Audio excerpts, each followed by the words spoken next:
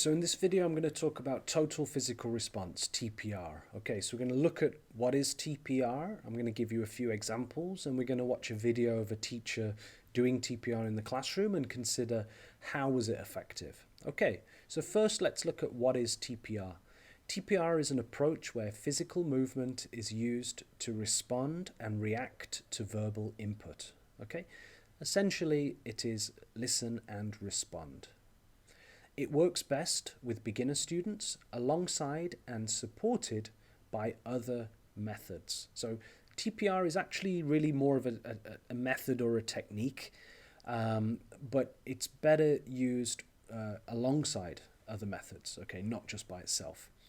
It can be used with expressions, vocabulary, grammar, stories, songs, role plays, and so on. So it's actually quite flexible. It can be used for teaching various aspects of language and also different types of activities and other materials. Okay, so why is TPR effective? Well, the focus is on input, and input, of course, is really important. It's focus on comprehension, understanding. It's also a focus on meaning. So by expressing things with our body, we're showing that we understand the meaning of language. It's listening before production, okay, listening before speaking, which is really important. So obviously we need listening input before speaking output. It's similar to natural acquisition, okay, so for young learners, the way that they naturally acquire language is by listening and responding. It focuses on acquisition, which is unconscious learning, over learning, which is conscious. Okay, so acquisition of language is different from learning, explicit learning of language, which is conscious. It reduces stress and inhibition. Okay, so it's a kind of a low stress activity to do, and the teacher can check the responses from the student. So the teacher can actually keep track of, who understands and how the lesson is going. Okay, so those are some reasons about why TPR is effective. So here are some suggestions about how to use it in the classroom. You can use it for speed games, for example, with a time limit. You can use it with true or false or guessing games, true or false questions or guessing games, for example, with vocabulary. It can be used for team games. Teams could be competing or they could be cooperating, working together. It could be used with other materials like flashcards and realia. It could be used for acting and retelling stories. And it could be used for checking comprehension of songs. So these are quite a range of ideas and suggestions, and you can combine these different things. For example, you could have a team guessing game, or you could have a guessing game with flashcards, or you could do acting and retelling stories with realia, for example. Okay, so realia is real objects when we use real objects for teaching. So you can see that we can kind of combine and use these different ideas together. Okay, so that's how to use it in the classroom.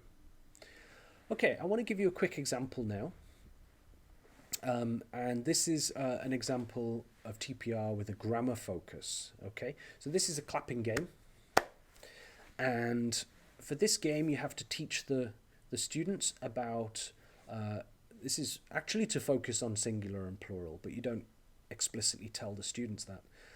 So you teach the students about one dog is one clap. Okay, so let's practice. One dog. Two dogs is two claps. Two dogs. Okay, one cat. Two cats. Okay, so then you can take away the number. Dog, dogs, cat, cats. Okay, so you get the students clapping and responding, and then you can introduce this expression. Okay, I saw a dog. I saw some dogs. I saw a cat. I saw some cats. Okay, so you practice with this for a little while. Then you could introduce some new words, and you could mix the order as well, just to really check and make sure that they're listening and following along. Okay, so let's practice. I saw some cows. I saw a bird. Okay, so you have to clap. I saw some bears. I saw some tigers. I saw a tiger. Okay, so students are clapping along with that. Okay, by watching the clapping, you can check that they're following along and understanding. So this is a TPR activity that focuses their attention on an aspect of grammar. It's not explicit grammar teaching. So this is a way that you can get young students to notice grammar. Okay, now how about irregular? Okay, so let's have a look at this. 1 goose, 2 geese, 1 sheep, 2 sheep. Okay, so you can teach irregular animal nouns here. Okay, so can you clap? I saw 1 goose. I saw 2 sheep. I saw 2 geese. I saw 1 sheep.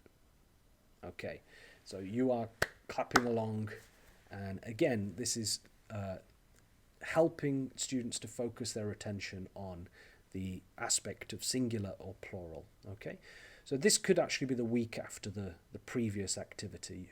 You might not teach all of those things at the same time. Okay, so there's one example with grammar focus. Next, we're going to watch an example of a teacher doing TPR in the classroom. This is a really nice video, and this teacher is using TPR teaching expressions. So I want you to think about these questions as you're watching the video. The first question is, what does the teacher do differently at the beginning and at the end of the TPR activity? Okay, so when he's doing the TPR, he starts one way and he finishes another way. Okay, so pay attention to that. And the other question is, how is TPR used as a step within the lesson? Okay, so after the TPR is finished, you can see that he moves on to the next step of the lesson. So how is TPR used as a step in the lesson? You know, where is it within the lesson sequence? Think about that. Okay, so watch this video, pay attention to how this teacher is using TPR. Hello! Okay, now we're going to do a little story, okay? Now, you do it with me, okay? You do it with me. Now, say hello to your mom. Hello! Say hello to your mom. Hello! You are hungry. A TPR sequence is demonstrated.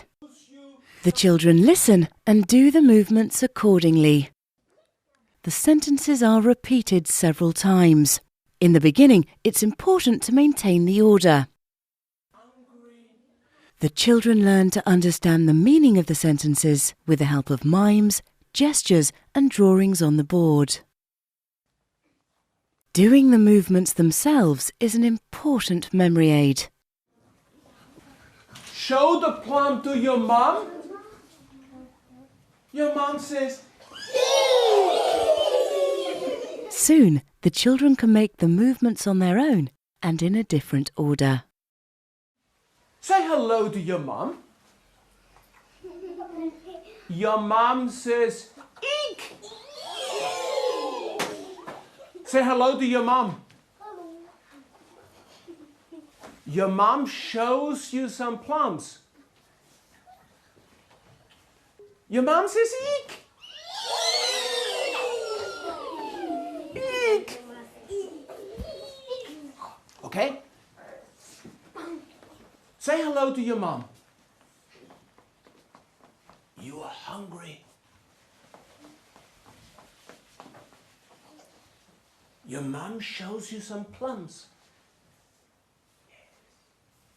Cut open a plum. Show the plum to your mom. Your mom says, eat. Very good. Okay, you listen to the CD and you write the numbers. Here we go. Say hello to your mum. It's 1. 2. You're hungry.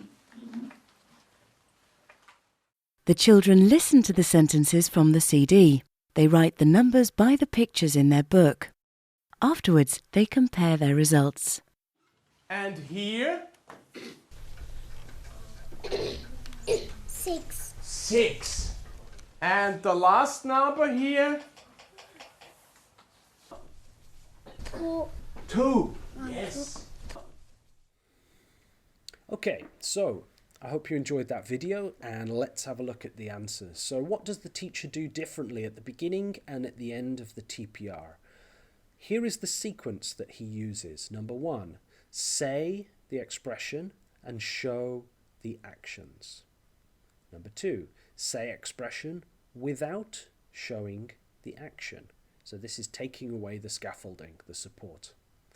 Number 3, mix the order of the expressions. Okay, so he starts mixing the order and using the expressions in a different order. You could do number 4, which is not included in the video, but this is another suggestion. Ask a student to say the expression. So now you move the responsibility for using the language from the teacher to the students. So you could have different students saying one of the expressions and everybody doing the actions. Okay, so that is the sequence of how he organized that step, the TPR step of the lesson. Okay, important point here is this idea of scaffolding and support. So at the beginning he scaffolded and supported their learning of the language and the actions, and then later he takes away that support and mixes the expressions. Okay, the other question that I asked you to consider is, how is TPR used as a step within the lesson? So you can see what happens after the TPR. He goes into the textbook. Okay, so you can see that TPR is just one of the steps of the lesson. Okay, let's read the information in the red text. TPR is a scaffolding step to introduce the textbook expressions before opening the textbook. This has the benefit of pre-teaching meaning and giving exposure before the textbook listening activity. Okay, so I found this really interesting, that this teacher decided that before we sit down and open the textbook, let's include an extra step of TPR before the textbook step. And I think this is a great way of kind of preparing learners and doing some kind of active activity before you sit down and go through the listening in the textbook. The TPR, nice thing about TPR is when you do the actions, show the plum, cut open the plum, okay? When you're doing the actions, it involves the meaning. The meaning is part of the activity, okay? Cutting and showing. So by including this TPR step before going into the textbook step, the teacher is really supporting and scaffolding well. So I want to recommend that to you in your future teaching. Don't go straight into the textbook, okay? Think about how you can prepare and scaffold the learners before moving on to the materials of your lesson. Okay, I hope that was useful about TPR, and it's a really effective technique for young learners. It's very flexible, can be used with many different types of language and many different types of activities. Okay, thank you.